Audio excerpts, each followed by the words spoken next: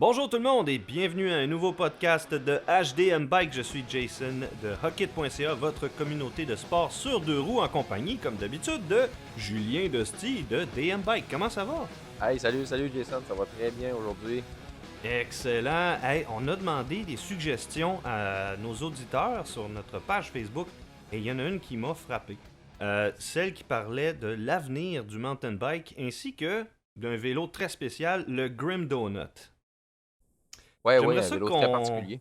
Oui, exact. J'aimerais ça qu'on discute un petit peu de l'historique de ça, de comment ça se passe, puis de ce que ça pourrait refléter dans l'avenir pour le mountain bike. Euh, j'ai regardé part 1 et part 2 là, de l'histoire de Grim Donut. Dans le fond, Mike Levy de Pink Bike s'est dit, moi j'aimerais ça construire un vélo d'enduro futuriste ou qui irait vers ce à quoi on peut peut-être s'attendre dans le futur. Ce qu'il a fait techniquement, c'est qu'il a pris les vélos d'il y a 10 ans à peu près, et puis il a appliqué la même chose qui a été faite dans les 10 dernières années, en fait d'angle, de géométrie, et puis il l'a extrapolé un petit peu. Donc il s'est retrouvé avec un vélo avec 30 centimètres plus long en avant, 20 centimètres plus long en arrière, 180 en avant, je pense, et 160, ou même je pense qu'il voulait atteindre comme 190-200 mm de débattement à l'arrière. Ce qui a donné un vélo avec un slack extrême de 57 degrés en avant, un angle d'ouverture de fourche, là. Et puis, système de suspension assez spécial. Il est allé à Taïwan, au bike show, puis il a demandé, avec son design à lui, à des fabricants de cadres s'ils étaient capables de reproduire ça. Il s'est refait virer de bord une couple de fois, et finalement, il a trouvé quelqu'un qui a bien voulu l'aider avec le design qu'il a fait. Quand il a reçu le vélo, il est allé l'essayer. Il l'a apprécié lui-même comme rider, mais il l'a fait essayer aussi à Johan Barelli, qui est un pilote, et puis le pilote de Common Saw. Et puis, le vélo se comporte extrêmement bien, mais seulement à haute vitesse. Seulement, mettons, dans une descente extrême, là. Donc, c'est sûr que là, à partir de ce moment-là, Mike Levy il se dit, bon, ben, je vais continuer de retravailler ce design-là. Moi, j'aimerais ça qu'on discute un petit peu de ça parce que, justement, par rapport à l'historique de ça, c'est effectivement une évolution qu'on a vue dans les 10-12 dernières années. Les géométries, les angles et tout ça. Donc, j'aimerais ça savoir un petit peu, toi, qu'est-ce que tu penses du Grim Donut? Qu'est-ce que tu penses un peu là, du futur du vélo de montagne, mon Julien? Ouais, je pense que t'as jamais fait une aussi longue introduction, mon cher Jason. Ah, faut bien que je parle des fois, hein? Eh oui, oui. Hey, écoute, ce que je pense de ce genre de... Ben, la première des choses, OK, c'est que si on suit un peu l'évolution du vélo, de Mhm, où on en est rendu présentement, je suis pas étonné de voir ce genre de géométrie-là arriver, qui paraît un peu futuriste, mais qui donne quand même certains résultats. mhm, On peut pas nier que euh, de slacker l'angle de la fourche, ça amène des gains, de redresser l'angle de la tige de sel, euh, au niveau de la répartition du poids, au niveau de la façon qu'on est positionné sur le vélo, ça a des impacts. Euh, Au niveau du chainstay aussi, on voit mhm. vraiment là, des variantes arriver par rapport à ça. Donc, bien que son dessin a l'air un peu. Si tu regardes ça, tu dis ça n'a pas de bon sens. Ben, finalement, ça a peut-être plus de sens qu'on pourrait penser. Mhm. Si on parle de langue de fourche, moi, quand j'ai vraiment commencé le vélo de montagne, ça fait à peu près 10 ans, Ouais. les angles de fourche sur un trail bike étaient de genre Mhm, 68 degrés. Et on est déjà rendu à des trail bikes de 64 degrés. mhm.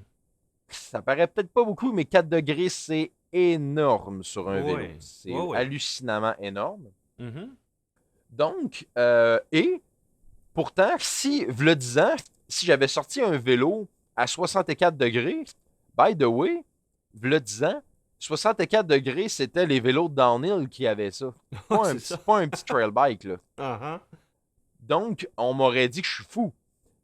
Et pourtant, aujourd'hui, 65, 64, c'est complètement standard.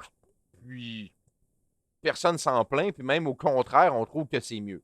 Euh, Mais par rapport à ça, tu penses-tu que c'est du marketing ou bien si c'est un petit peu comme les ordinateurs, dans le genre, on est capable de le faire, mais si on le fait tout de suite, on fera pas d'argent entre les deux. Tu sais, je sais pas si tu comprends ce que je veux Ouais. dire.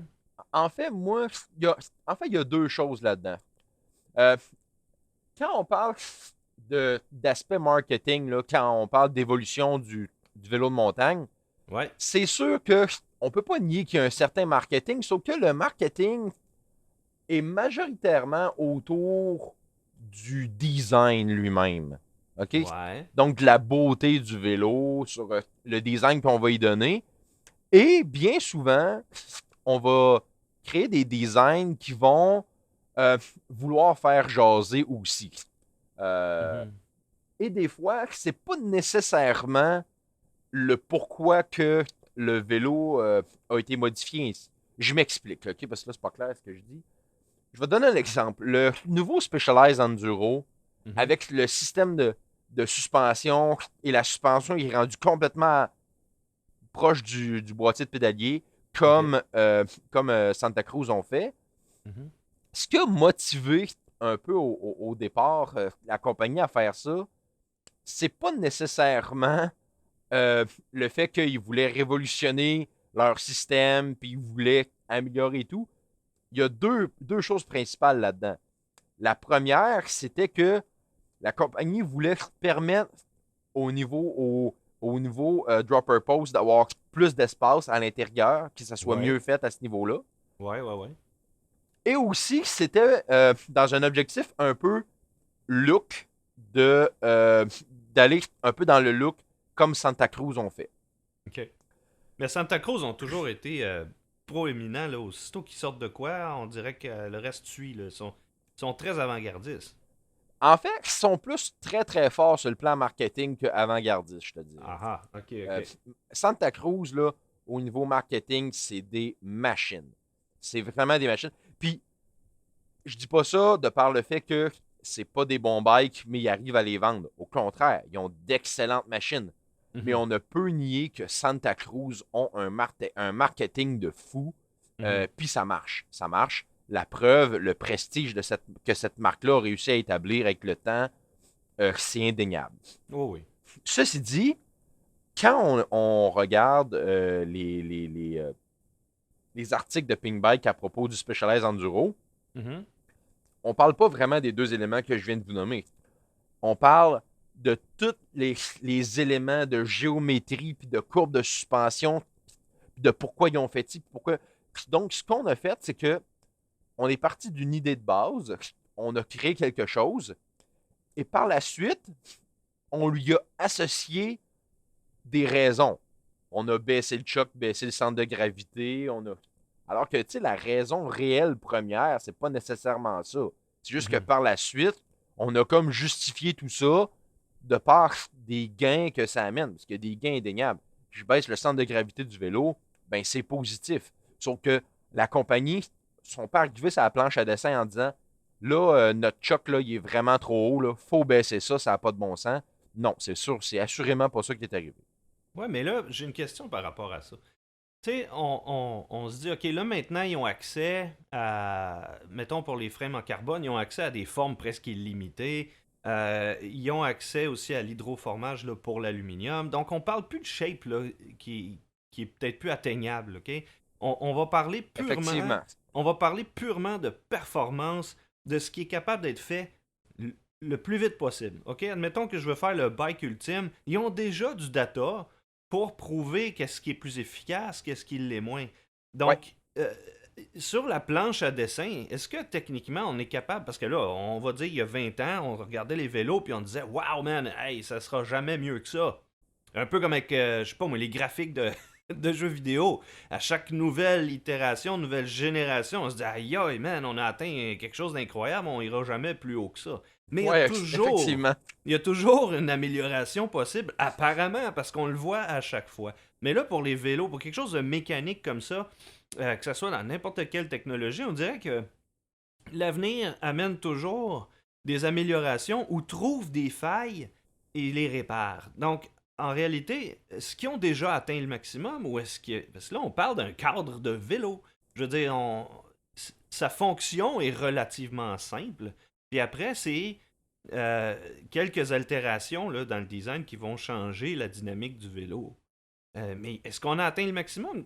En C'est sûr. fait, ce que je te répondrais par rapport à ça, c'est la première contrainte que les compagnies ont, c'est le système de suspension. Donc, le fait qu'on ne voit pas le même système de suspension partout, Mhm. c'est la preuve même qu'il y a des systèmes qui sont efficaces dans des zones, qui sont moins efficaces dans d'autres, et ainsi de suite. Donc, Oui. il n'y a aucun système sur le marché actuellement qui est bon partout. Mhm. Donc, déjà là, tu as une contrainte de design qui est au niveau du système. La deuxième des choses, c'est que la compagnie fait un peu le marketing de son système. Donc, ça, c'est bon que c'est mauvais. Parce que ce qui arrive, c'est que tu vas promouvoir ton système en disant que tu es le meilleur au monde. Ouais. Si on résume, Oh, on oui. résume la chose. Mhm. Mais en même temps, tu es comme pogné avec. Parce que tu peux pas vraiment arriver avec un autre système complètement différent parce que tu as dit que c'était le meilleur système. Fait que tu restes un peu, tu sais, comme Santa Cruz, Mhm. ça va toujours être un VPP, là. Tu verras jamais un Santa Cruz avec un FSR, là. C'est à peu près impossible que ça existe un jour, là. Ça, est-ce Santa que c'est parce Cruz, qu'ils ont leur propre technologie? C'est-tu parce qu'ils ont breveté quelque chose? Ou bien oui, c'est oui, parce oui, qu'ils ben, se spécialisent dans ce système-là? en fait, petite leçon historique, Mhm.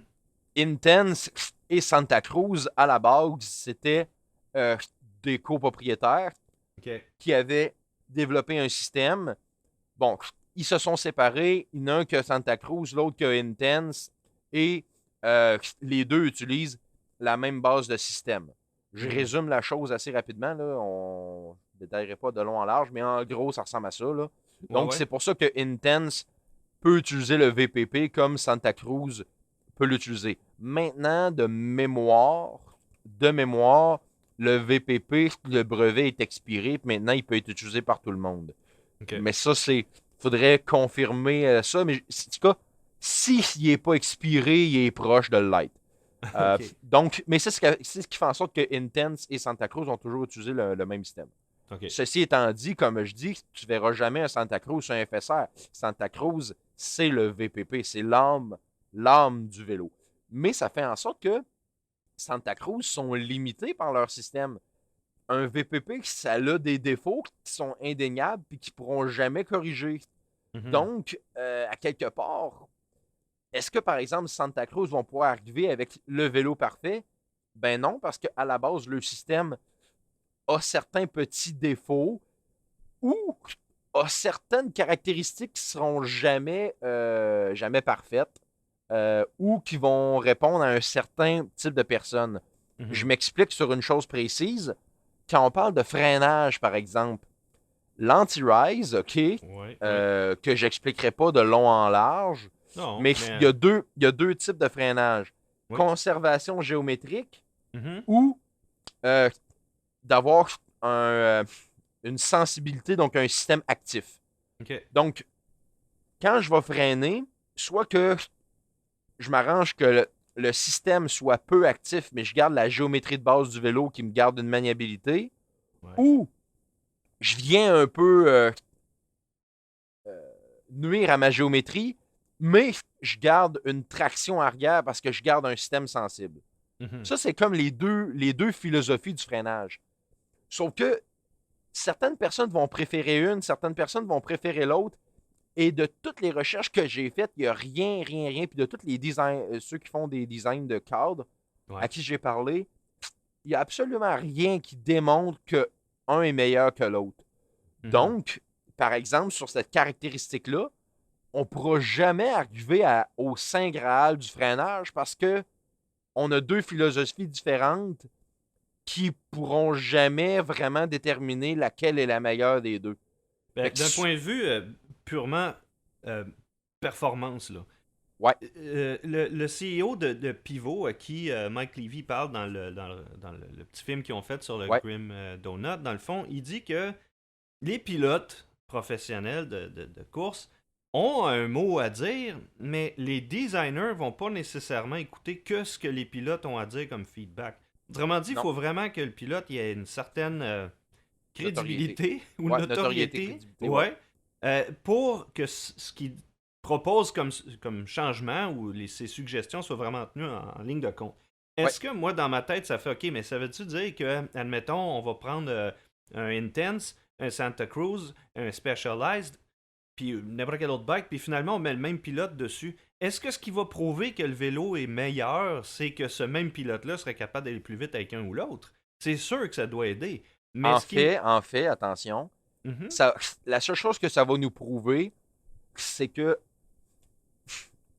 Quand je dis oui, meilleur, c'est gros comme mot, là. non, je sais, je comprends ce que tu dis, mais tu vas comprendre la nuance que je vais amener. Mhm. Oui, OK, ça va nous permettre de potentiellement déterminer quel vélo sort du lot. Par contre, il y a une nuance qu'il faut amener, c'est que si je reviens par exemple à mon freinage, Ouais. la technique de comment le gars Ah ouais. travaille avec son Ouais. freinage, Ouais. ça se peut que lui, il arrive à de meilleures performances avec un freinage plus axé sur la géométrie, ou peut-être qu'il peut arriver à de meilleures performances avec un freinage mieux axé sur la traction. Ben, je Donc, comprends. Je fais toujours des maudits parallèles avec les chars, là. Mais un pilote qui va conduire une Porsche sur un circuit, lui, si il a le style pour conduire ça, il va la conduire comme il faut. Par ouais, contre, sauf que, attention, Jason, il y a un élément que dans ta comparaison, que tu négliges énormément. lequel? Et c'est là l'élément clé qui différencie le vélo de tous les autres sports où on a des systèmes de suspension, même OK. la moto. Mhm. C'est qu'en vélo, c'est le seul sport où le pilote est plus lourd que la machine. Ah, il y a ça. Il y a Et ça. ça, Mais je ça parlais fait. plus de Ça, style de pilotage, là. oui, mais De préférence aussi. au-delà de ça, ça vient tellement influencer le rendement. Parce que prends ta Porsche sur le circuit, Mhm. je vais être capable de designer un système de suspension qui va répondre en fonction du poids de la voiture et tout. Et à ce moment-là, le poids du pilote, ben, je peux faire en sorte que prendre en considération, exemple, dire je vais mettre un gars de 180 livres dedans, Ah, c'est sûr. puis mon comportement sera pas. Tu sais, Ah, mais je je voulais peux plus prévoir parler. le comportement. Alors que sur un vélo de montagne, Ouais. la manière que le pilote va bouger, tu sais, Ah, ouais. dans Ah, un ouais. char, là, t'es cloué sur ton siège, là. Ouais, Alors ouais. que sur Mais un je vélo de parlais plus montagne, des propriétés physiques là, du véhicule lui-même. Je veux dire, il y en a qui vont l'avoir pour conduire un moteur en arrière propulsion, puis d'autres qui vont préférer un moteur en avant propulsion, puis d'autres ça va être du all-wheel drive. Donc chacun a son style. C'est plus à ça que je voulais en venir ou ça des c'est vrai. préférences. Ça c'est vrai. Mais Sauf que comme je dis, c'est que sur une voiture, hmm, tu peux davantage prédire le comportement que sur un vélo de montagne, parce que sur un vélo de montagne, tu as des pilotes à différents poids, qui vont être placés un peu différemment, c'est vrai. Il y a tellement de paramètres nuancés qui font en sorte que ton vélo, pour deux personnes de même poids, n'auront pas le même rendement. Les Tout à gars fait. prendront pas nécessairement la même ligne, etc. Alors, écoute, Donc, même la ça fait. suspension va agir différemment. C'est Le ça. gars plus pesant va tu sais, là on parle d'inertie versus les lois de la physique. Là, tu sais. Un gars Ouais. plus lourd aura pas exactement la même vitesse que quelqu'un qui est plus léger. Mais l'agilité peut aussi changer là, La le force de la comportement. personne au Ouais, niveau ouais. physique, Mhm. la puissance qu'on a au niveau musculaire. Alors que contrairement à une voiture où si je prends une courbe, sur le, purement sur le plan théorique, je peux prévoir quelque chose. Ce qu'en vélo, c'est très, très difficile à Ah, prévoir. tout à On fait. va avoir des approximations et les compagnies ont certaines unités de mesure qu'ils vont utiliser au Oh, niveau absolument. de l'emplacement théorique du centre de gravité. Parce qu'une chose qu'il ne faut pas oublier, c'est que sur un vélo, OK, le centre de gravité du pilote se déplace quand il va pédaler de haut en bas, au freinage et tout. Donc, le centre de gravité va vraiment se déplacer, contrairement à une voiture où le centre de gravité de la voiture, lui, il reste toujours à la même place, là. Tu peux travailler avec ce centre de gravité-là. Exact. Tu sais tu sais où est-ce qu'il se positionne à un point précis. Alors Exact. que sur un humain, moi et toi, même si on a approximativement le même poids, On travaillera pas de la même façon, là. mais notre centre de gravité n'est pas exactement au même endroit entre nous deux. Mhm. Donc, sur le même vélo, on se ramasse pas précisément avec le même centre de gravité au même endroit. Donc, Ah, c'est on vrai que vient ça peut encore de... créer une préférence où moi et toi, on va rider de la même façon, mettons, mais vu que nos physicalités sont différentes, hop, on n'aura pas la même performance. Donc aussi, d'où le choix de vélo et l'importance C'est du choix de ça. vélo et de géométrie à chaque personne. C'est ça. Fait que c'est pour ça que quand on arrive dans un vélo de montagne, les, les nuances de géométrie, de qualité de système, oui, on peut établir des lignes directrices. Sauf que comme je l'ai établi dans mes articles, Mhm. j'explique les deux côtés de la médaille. Un anti-squat fort, ça fait ça. Un anti-squat faible, ça fait ça. Mais jamais vous me voyez dire c'est mieux ça. Non, parce que chaque philosophie a des avantages et des inconvénients. Fait que c'est impossible d'arriver à une espèce de consensus de dire ça, c'est l'affaire la meilleure au monde.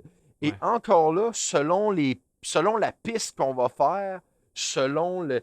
Si je prends une trail avec full racine, full roche, puis je prends une autre trail qui est surtout avec des jumps et sur terre battue, ben, j'aurais pas le même rendement sur le même vélo parce que je vais avoir un vélo qui va répondre mieux dans une situation, répondre moins bien dans une autre. Ah oui. Donc, Mais en admettant là, qu'on parle de spécificité, là, tu sais, là, on ouais, a parlé déjà des quatre types de vélos, mais en se tenant à ces catégories de riding-là pour chaque type de frame. Là, ce que je vois aussi, c'est un genre de trickle-down, qu'on va dire, où comme les technologies s'appliquent de plus en plus à des vélos qui étaient auparavant. Par exemple, un vélo de downhill a déteint sur l'enduro. Tu comprends? oui, effectivement, effectivement. Et ce qui déteint dans le fond, d'un bike de cross-country a créé un peu le trail bike, qui est comme un hybride un peu, là. Mais Ouais, toutes les technologies qu'on voit s'appliquent de plus en plus aux vélos qui sont un peu moins spécialisés en dessous. On va donner, juste pour exprimer ce que je veux dire de manière plus claire, la technologie du XTR, tranquillement, s'est transférée de plus en plus vers le Deore, ce qui fait que le nouveau Deore est absolument qualité remarquable, performance remarquable, parce que ça déteint vers les catégories un peu moins élevées, on va dire. c'est sûr que si on prend le DORé 2020 versus le XTR 2011, mettons, Oui, mon DORé 2020, probablement qu'en termes de rendement, je dis pas que je vais être au même niveau, mais ben, c'est mieux mettons que c'était. que mettons que c'est mieux que c'était, c'est ça, exactement. Et voilà, donc je fais le même parallèle avec les vélos. Je veux dire, des vélos qui coûtent moins cher vont avoir des technologies qui ont été appliquées et améliorées depuis 5 ou 6 ans à peu près. Mais le temps de Ouais, développement d'un vélo, on va parler de quasiment 2 à 3 ans avant qu'il soit mis en production. Donc, on peut s'entendre que les designers puis les fabricants n'ont pas de temps à perdre. Donc, est-ce qu'il y a des designs qui fail vraiment ou est-ce que tu penses que dans l'avenir, on va voir des changements vraiment si radicaux que ça par rapport à ce qu'on a maintenant? est-ce qu'on va voir des changements radicaux? La réponse, c'est non. Est-ce qu'on va voir des nuances à travers le temps? C'est sûr. Est-ce qu'il y a des systèmes qui sont merdiques, là, genre à ne pas toucher? En 2021, non. Mhm. En 2005, oui. Ouais. Donc, S'il y avait encore une grosse période d'essais et erreurs à cette époque-là, là, ouais, n'importe quoi entre 97 puis 2005, jusqu'à même 2007, 8, 9, d'après moi. Là. ouais, c'est ça. Tu sais qu'en 2021, je dirais que il y a des systèmes qui sont encore simplistes, là, que je trouve qui, mettons que je trouve on peut avoir mieux en termes de rendement théorique papier, là. Mhm. Mais est-ce que je connais une compagnie, là, genre, je nommerais jamais ça, mais est-ce que, genre, en tête, j'ai une compagnie que je me dis, hey, Touche ça, pas à ça. là, Là. touche tellement pas à ça? Pour vrai, pas vraiment. Tu sais, genre, la compagnie Orange, qui ont un single pivot très classique, Mhm. ça a quand même certaines caractéristiques intéressantes malgré tout. Ils ont réussi à amener quelque chose d'intéressant. Fait que même ça, dans sa manière très, très, très simpliste, qui ont quand même certaines caractéristiques intéressantes malgré tout. Mhm. Donc, non, j'ai aucune compagnie en tête de dire ça, c'est complètement merdique comme système, touchez pas à ça. Ouais, Donc, ouais, ouais. ceci dit, euh, c'est sûr que quand je regarde comment ça évolue, comment ça améliore, en fait, je dirais que on spécialise la chose. Tu sais, quand je regarde les vélos de downhill ou d'enduro, Mhm. en fait, c'est qu'on améliore des caractéristiques Spécifique. Ouais. précises pour Ouais. spécialiser le vélo dans sa catégorie à lui. Mais, C'est vraiment comme ça qu'on travaille. mais dans le Fait que fond, ce que c'est. ça a fait, c'est que ça a permis de diviser pour mieux régner dans le sport. Là, je dis ça de même, Ouais, c'est une ouais, en drôle de quelque phrase, sorte, ouais. mais dans le sens où tout le monde peut trouver son compte à travers une machine. Il y a quelques années, on aurait dit, OK, ben là, moi, c'est sûr que je m'en vais dans un bike park, ça va me prendre un vélo de downhill, parce que sinon, je vais me casser la gueule avec n'importe quel autre bike. C'est ça. Ce qui fait que maintenant, si tu veux un trail bike, ben tu peux aller quand même dans un bike park avec, te faire du fun, mais tu vas aussi pouvoir rouler beaucoup plus facilement sur les petits sentiers, faire du vélo juste pour faire un peu de cardio, ou aller dans des pistes moins exigeantes, même des jump lines. Ouais, Vélo d'enduro est plus spécifique parce que tu vas pouvoir grimper plus facilement puis descendre très vite aussi. Mais le gars hardcore qui veut un bike de DH, ben il peut se gâter puis il peut aller chercher une machine qui est pointée directement vers le bas. Là. C'est fait pour ça. Donc, ouais, c'est ça. je pense que le plaisir que tout le monde peut aller chercher avec les divers types de cadres qui existent puis de géométrie a été mieux géré peut-être. Mais il y a une chose aussi, c'est que on, on apprend des choses au fur et à mesure. Tu sais, fais juste reculer, mettons, de 10 ans, OK? Mhm. Dans les vélos de cross-country, là, des guidons de 690 mm, t'en avais. Là. Ouais, ouais. Aujourd'hui, là, stock, il y a des vélos de cross-country qui viennent avec des 760 mm. Mhm. C'est très large. Sauf qu'ils se sont rendus compte que, ben, de un, les pistes de cross-country, là, désolé, là, mais les parties descentes là, sont rendues avec des drops, ce qu'on ne Ouais, ouais. voyait pas auparavant. Mhm. Euh, des dropper posts en cross-country, tu ne voyais pas ça, on commence à en voir apparaître. Donc, il y a plein de mélanges qui se font. On ne se le cachera pas que les vélos d'enduro, les plateformes de pédalage d'enduro, Mhm. viennent, viennent du cross-country précisément, mais la géométrie de descente qui découle du downhill. Ouais. Donc, les, les deux extrêmes se spécialisent et découlent sur les autres parties un peu plus centrales qui permettent là, d'améliorer certaines caractéristiques. Donc, moi, ce que je pense dans le futur, c'est que la chose qui va, selon moi, s'améliorer le plus, de un, moi, j'espère voir des fourches linkage OK. de plus en plus parce que pour moi, ben en fait, pas juste pour moi, c'est prouvé que la fourche monotube, comme on a, là, Ouais. c'est la pire affaire qu'on peut pas avoir. Là. C'est bourré de défauts hallucinants qu'on compense de manière hydraulique. On a des systèmes de suspension qui viennent compenser au niveau du freinage et tout, mais on a une suspension avant qui doit être compensée de manière hydraulique qui vient nous nuire dans d'autres aspects de l'amortissement des impacts. Pour moi, c'est un non-sens. Mais là, tu Quand je parles de regarde, linkage, on parle-tu comme des fourches Gervin qu'il y avait sur des Proflex comme ça il y a 20-22 ans? Parce que j'en ai ben, eu une comme ça, puis j'ai fait, parmi les premières fois où j'ai fait de la descente, j'avais une fourche à linkage où, tu sais, comme, tu comprends ce que je veux dire, là? oui, oui, oui, je La comprends très bien ce Gervin, que je sais tu pas veux si dire. tu te souviens de Ben, celle-là, là. je connais pas celle-là exactement, mais je Ok. suis pas mal sûr que je sais de quelle tu parles, mais il faudrait que j'aille voir Google. Là, je google le modèle, mais je suis pas mal sûr de shit de quel tu parles. Je te dirais que ces modèles-là étaient moins performants que ce qu'on peut avoir dans les linkages aujourd'hui, mais je Mhm. vous invite à aller voir, par exemple, la fourche Trust ou d'aller voir la Motion, qui est une compagnie française, qui c'est parce que pourquoi on n'en voit pas beaucoup, c'est l'acceptabilité sociale. Ah Les gens oui. trouvent ça laid et les gens Mhm. n'aiment pas ça. Mais Mhm. sur le plan performance, rendement, c'est assurément ce qu'il y a de mieux. Là. C'est indéniable. On ne peut nier que c'est plus performant. Par contre, les gens trouvent ça laid et ils n'aiment pas ça. On n'en voit pas. C'est un peu le principe de... Écoute, il y a un designer industriel des années 40 jusqu'à des années 80, je pense, qui a travaillé sur beaucoup de choses qu'on connaît, comme la bouteille de Coke, le logo Shell, les trains, Ouais. beaucoup de choses. Et le principe que lui a toujours appliqué s'appelle MAYA, qui en anglais c'est Most Advanced Yet Acceptable. Donc, le but pour le produit, c'est d'avoir quelque chose le plus avancé possible, mais toutefois acceptable.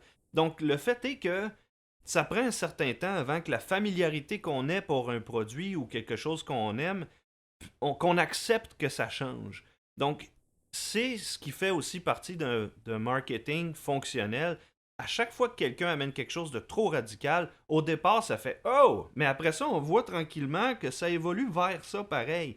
Donc, regarde, c'est un peu le même principe avec ta fourche. Un très bon exemple, le marin Wolfridge, ce vélo-là, posté sur les réseaux sociaux, tu as à peu près 80%, même 90% des gens qui vont dire qu'il est laid.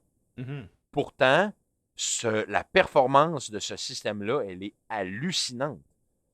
Mais, sur le plan visuel, c'est très radical comme changement. Mm-hmm. Et les dans gens... 20 ans, on va regarder ça puis se dire, ben, that's the way it is, c'est comme ça que ça devrait être. C'est ce qu'on a maintenant, on le sait pas. C'est peut-être ça l'avenir du mountain bike aussi. Mais la preuve avec le Grim Donut. Tu regardes le Grim Donut, tu dis tabarnak, ça n'a pas de bon sens comme vélo. C'est ben trop slack, c'est ben trop ci, c'est ben trop ça. Ouais. Puis là, finalement, tu le crées, puis regarde, les gars, ils roulent ça, sont comme, hey, wow, man, c'est performant à mort, puis tout. Ouais, mais ça Barelli fait des temps records. Oui, mais Barelli le dit, là, tu peux pas rouler ça n'importe où. D'un, ça monte pas pour 2 cents, mais ça descendait en tabarouette sur un temps, comme on dit. Mais, puis en plus, il accrochait à terre. Bon, il y a toujours des améliorations à apporter. Ça, c'était son premier exemplaire. Presque l'élément que je veux amener, c'est que Colin, ils ont quand même trouvé que le vélo allait bien. Ah oui. Ils ont quand même trouvé et dire que hey, c'est une foutue machine. Alors que je suis pas mal sûr que la majorité des gens regardaient ce vélo-là en disant ça n'a juste pas de bon sens, ça doit rider comme de la marde. Ouais. Alors que pourtant, les commentaires qu'ils en ont donnés sont excellents. Ben, la il est capable de dire que. C'est sûr que ça il est capable de dire hey, écoute, dans une zone précise, ce vélo-là, il est vraiment bon. Oui. Et ça fait en sorte que ça démontre clairement, qu'est-ce que je disais un peu plus tôt, que dépendamment de la piste sur laquelle on se retrouve, il y a certains systèmes, certaines géométries qui vont toujours prédominer. Donc, on ne pourra jamais arriver à une espèce de géométrie universelle qui va répondre à tous. Parce que, de par les commentaires qu'il y a eu sur le Grim Donut, ben, il démontre clairement que, regarde, ce vélo-là en descente, c'est hallucinant, mais ça grimpe pas. Non. Donc, on ne pourrait pas créer un enduro comme ça. C'est ça, parce qu'au départ, il voulait faire un enduro. C'est ça. Exactement. Il voulait faire un bike enduro. Moi, je pense qu'il s'est retrouvé plus avec un DH extrême. Là. Mais c'est ça exactement. Puis, il s'est rendu compte que même s'il fait un système, exemple, avec un anti-squat de malade, la géométrie fait que ça grimpe pas. Donc, l'efficacité pédalage papier, elle est là. Mais quand on arrive pour grimper sur la piste, ça marche pas. Donc, il y a tout cet aspect-là. C'est la théorie versus la pratique qu'il faut réussir à mixer ensemble. Donc, c'est ce qui fait en sorte qu'on arrive dans les géométries évoluent. Sauf que c'est sûr que, tu sais, là, on a des angles de fourche de 64 degrés, mais on ne pourra pas arriver à 57. C'est impossible. Peut-être en downhill, mais pas en trail bike. Ah non, écoute, puis le Grim Donut en est la preuve qu'on ne pourra jamais arriver là. Ben, c'est trop jamais. Slack. Tu vois, c'est vrai que c'est très, très slack, mais je serais même pas surpris que dans 5 ou 6 ans, les bikes de downhill aient ce genre de slack-là parce qu'il y a une efficacité inhérente à l'angle. Mais c'est ça, c'est pour ça que je dis. Le reste du bike va peut-être changer un peu. Là. En downhill, on va peut-être voir ça. Oui, mais jamais sur un trail bike. Non, je pense pas non plus. C'est peut-être un peu trop. Mais pour vrai, en downhill, je serais pas surpris. On a déjà des bikes avec du genre 62, là. Oui, ça sent bien. Écoute, on approche de 60, là, puis Caroline, 60, là, c'est déjà très slack. Fait que, tu sais, je serais pas surpris, effectivement, de voir ça, là. Fait que, tu sais, c'est pour ça qu'il y a certaines parties du Grim Donut que je me dis, ben, ça fait quand même du sens malgré tout, tu sais, que c'est pas Mhm. si fou que ça. Donc, tu sais, puis quelque chose on n'a pas parlé, mais l'angle de la tige de sel qui Ouais, il est vient droit, jouer. lui. Hein. L'angle de tige de sel, la chose que je veux dire, c'est que ça influence pas la puissance qu'on va avoir au niveau du pédalage parce que Mhm. la manière qu'on va être positionné par rapport au pédalier, la manière que notre genou est positionné par rapport à la pédale et tout, euh, ça fait pas une différence. J'ai fait des recherches là-dessus, puis ça fait aucune différence. Ben, Par dans ce cas-là, contre, j'ai une question pour toi, vite, vite. Ouais, Ton reach, OK? ouais, Là, tu veux avoir un siège qui est, on va dire, positionné idéalement au-dessus du pédalier pour avoir le plus de puissance puis d'aise de pédalage. ouais. Mais si tu gardes ta tige de selle droite, ça implique forcément, pour avoir le même reach, que ton bike doit être plus long, que ta roue arrière va être plus reculée si ton siège de ton tige de selle est plus droit. Ouais, ce que je disais justement, c'est que l'angle de la tige de sel influence pas l'efficacité du pédalage lui-même, là. Non. OK? Euh, le nombre de joules que tu vas développer, le nombre de, pas de joules, mais de watts que tu vas développer, etc. là. C'est pas ça que ça va influencer. Ce que Mhm. ça va venir jouer, c'est sur la répartition de ton poids, sur la position que tu vas avoir sur le vélo quand tu vas grimper. Ouais. C'est ce qui va faire en sorte que tu vas être plus efficace pour grimper parce que ta position va être plus efficiente. Mhm. Mais ton wattage en termes de développement de puissance ne sera pas amélioré parce que ta tige de sel est plus droite. C'est Mhm. ça la grosse nuance. Fait que quand on parle d'efficacité de pédalage et à grimper, on ne parle pas de développement en watts. On parle d'efficacité de positionnement, de façon qu'on est placé pour grimper. C'est une grosse nuance là, qu'il faut apporter là, dans le vocabulaire. Là. Mais en réalité, la différence entre l'efficacité et ce qu'on va dire l'efficience, c'est que l'efficacité brute va te permettre d'atteindre un objectif. Mais Ouais. l'efficience, c'est ce qui va te permettre d'atteindre cet objectif-là de manière le plus économique possible. Ouais. Là, dans le pédalage lui-même, mettons, tu grimpes, ben, ton angle de selle, si tu es assis sur ton vélo ou si tu es debout sur ton vélo, déjà, c'est pas la même chose. Mais Ouais. qu'est-ce qui fait que c'est différent côté dépenses énergétiques d'avoir une tige de sel plus droite ou moins droite ou mieux positionnée différemment? Comment tu vois ça? En quoi ça change ça? Ben, de un, une tige de sel un peu plus droite, c'est bénéfique pour grimper. Là. Ça, on peut pas. C'est indéniable. Et pour moi, en fait, c'est que quand on arrive dans les vélos, parce que la tige de sel en angle, là, Ouais. en descente, anyway, t'es debout.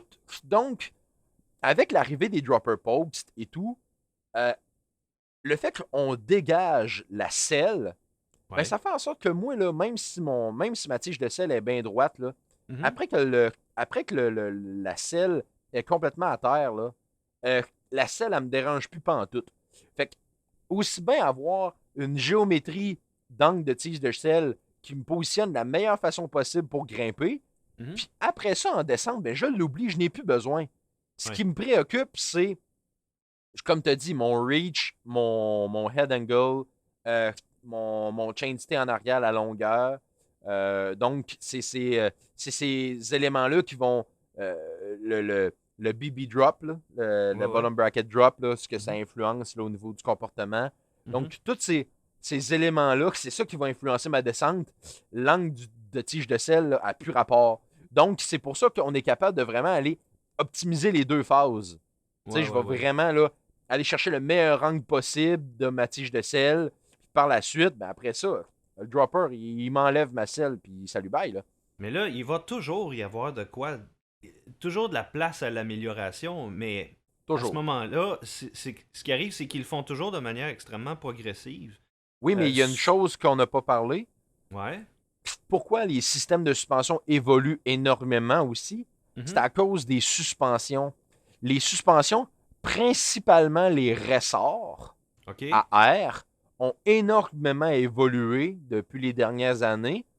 Et ça vient énormément influencer la manière que les compagnies designent leur système de suspension. Je me rappelle quand on a parlé des suspensions justement dans un autre podcast où tu disais par exemple que certains designs vont aller euh, allonger la distance de débattement par rapport à ce que le choc est capable de faire. Donc un choc de 60 va pouvoir aller faire un 120. Mais c'est la réaction des stanchions, des pistons, des ressorts à air ou ressorts coil qui vont faire la différence par rapport à avant. Ouais, mais c'est parce que, tu sais, la manière, OK, la courbe de progression du ressort. Exact. Si je prends, OK, mon choc que j'avais, mon Fox Float que j'avais sur mon vélo, mon Rocky Altitude que j'ai acheté en 2012, Ouais. euh, et je prends un Float X2 que j'ai sur mon Orbea Rallon actuellement, Mhm. la courbe de progressivité de ce ressort-là est complètement différente. OK. Donc, les compagnies n'ont pas le choix d'adapter leur système à ces suspensions-là. OK. Donc, ça fait Ouais, en ouais. sorte qu'il y a aussi une évolution indéniable à ce niveau-là parce que la compagnie n'a pas le choix de modifier son système en fonction des nouveaux chocs. Fait qu'ils ne pourraient pas garder le même système pendant 10 ans parce que Mhm. les chocs, eux autres, ils évoluent. Puis, à un moment donné, le système, il travaillerait très, très mal avec le nouveau choc. OK. Fait que Ouais, je comprends. c'est pour ça aussi que sur vos vélos, là, vous pouvez pas mettre n'importe quel choc non plus. Je sais qu'on rentre dans quelque chose de spécifique puis de complexe, là. Mais tu sais, moi, je sais très bien, OK, que sur mon Orbea, là, je peux pas mettre n'importe quoi, là. Il y a du valving à faire, il y a plein de choses, là, plein de paramètres à prendre en considération, là. Fait que Mhm. si je prends un vieux vélo puis j'y mets un Float X2, que, écoute, sur papier, ce choc-là est hallucinamment performant, Mhm. ou un King Creek, mais ça se peut que sur mon ancien vélo 2010, que ça donne un rendement merdique parce que Mhm. le système est pas fait pour la manière que le ressort travaille. Ah, ça va Donc, avec les époques, là. Ça c'est va ça, avec fait les que je me technologies nuis. disponibles, là. C'est ça, fait que c'est pour ça qu'il y a une évolution dans les systèmes aussi due à l'évolution des chocs, Oui, principalement des ressorts. je comprends ce Donc, que tu veux dire. et ce qui a évolué dans les dernières années, là, sérieux, là, c'est les ressorts. Là. Parce que sur le plan hydraulique, là, si je prends exemple mon Fox Float que Ouais. j'avais en 2012-2013, Mhm. puis je prends OK, un Fox DPS actuel, excuse-moi, mais la différence, elle n'est pas extrême là, entre les deux sur le plan hydraulique. OK. Par contre, le ressort, rien à voir. C'est complètement deux mondes différents. Mhm. Donc, c'est vraiment le ressort qui évolue. Et là, les courbes de progressivité évoluent en fonction de ça. Donc, je dirais que les systèmes de suspension, pourquoi ils ont changé à travers le temps, c'est vraiment à cause de l'évolution des ressorts. Puis là, ben là, les géométries, les traits évoluent, le sport se spécialise et tout. Mhm. Donc, c'est ça. Mais là, deux choses qu'on peut arrêter, là, d'après moi, c'est de créer des boosts encore plus larges. Puis on peut-tu rester genre à soit 27,5 ou 29 puis arrêter ça là, là? Parce que Ben, de un, l'unification de tous les fabricants, de toutes les pièces aftermarket, de tout doit changer parce que le diamètre des roues a changé. Je pense que c'est pour le mieux. Euh, Cependant, on peut-tu arrêter ça là maintenant? en fait, là, OK, c'est que au niveau des grandeurs de roues, j'ai parlé avec certaines personnes et, en tout cas, on m'a pratiquement assuré qu'on irait pas au-delà du 29. T'sais, on a J'espère. déjà vu là, des jokes là, du 31 pouces, là, mais on verra pas ça. OK? Fait que ça, moi, je suis à peu près sûr qu'on ira pas au-delà du 29. Donc, je suis à peu près sûr que ça va rester là. Et Mhm. au niveau de la largeur du hub, pour être franc, je doute fortement qu'on aille plus large, principalement à cause que c'est accrochant à un Mhm. moment donné au niveau de la largeur en arrière. Donc, euh, on est quand même limité par l'aspect pratique à ce niveau-là. Mhm. Donc, moi, je doute qu'on élargisse vraiment plus que du Super Boost. Là. Euh, Déjà, juste en boost, j'ai déjà accroché mon chain stake, mon pied droit, là. ouais, non, mais ouais, mais je pense que Super Boost là, va vraiment être à peu près le max qu'on va voir, du moins là. En tout cas, ce que je pense pour probablement les 10 prochaines années, peut-être. Là. Ben, En on tout en cas, reparlera dans 5 ou 10 ans, voir ce sera ouais, quoi par rapport à ce qu'on a dit aujourd'hui. On essaiera de se rappeler un peu de toutes nos petites effectivement. prédictions. Là. Puis je pense qu'on va avoir du fun à voir les évolutions. Puis sûrement qu'il y a des choses sur lesquelles on aurait eu tort, d'autres sur lesquelles peut-être on aurait eu raison. On n'a pas le dernier mot. On est des riders. Donc on est un peu soumis au système. Là. Mais en même temps, si on voit des améliorations dans ce qu'on a au fur et à mesure, c'est sûr que ça donne envie d'évoluer, ça donne envie d'aller plus vite. Puis je pense déjà que l'amélioration par rapport au bike de 10, 15 et 20 ans est énorme. On apprécie nos machines. Moi, en tout cas, je trouve mon vélo fantastique.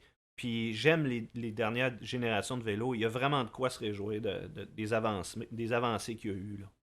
Ouais, puis moi aussi, je suis d'accord que j'aime pas mal mieux les nouvelles géométries que les anciennes. Et la chose aussi, c'est que anciennement, les géométries route, montagne étaient plus similaires. Ouais. Maintenant, on se spécialise vraiment au niveau des géométries de vélo de montagne. Fait que ça aussi, ça démocratise un Et peu à ce niveau-là. autant Fait que, pour la route, là, tu regardes les nouveaux vélos de route modernes, ouais, c'est des oh lames de ouais. rasoir avec des roues, là, oublie ça. Là. Oh ouais, non, non, c'est hallucinant ce qu'ils sont capables de faire, mais Ben écoute, Julien, ça a été vraiment un super beau podcast pour moi. J'ai été yes. heureux d'avoir cette conversation-là avec toi. Et puis j'espère que les auditeurs, vous allez apprécier aussi. Il s'agit que de nos opinions, plus ou moins éduquées.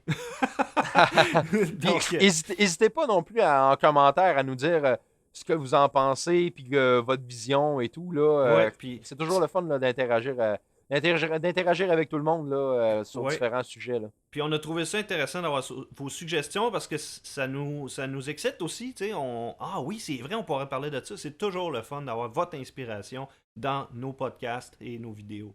Donc, Julien, je te remercie infiniment. Ça fait plaisir, Jason. Ouais, excuse-moi, je pensais que tu allais dire d'autres choses. Bon, ben écoute, je te remercie infiniment, Julien. Yes! Et puis, on se reparle bientôt. Merci à tous. À la prochaine, Jason. Bye bye.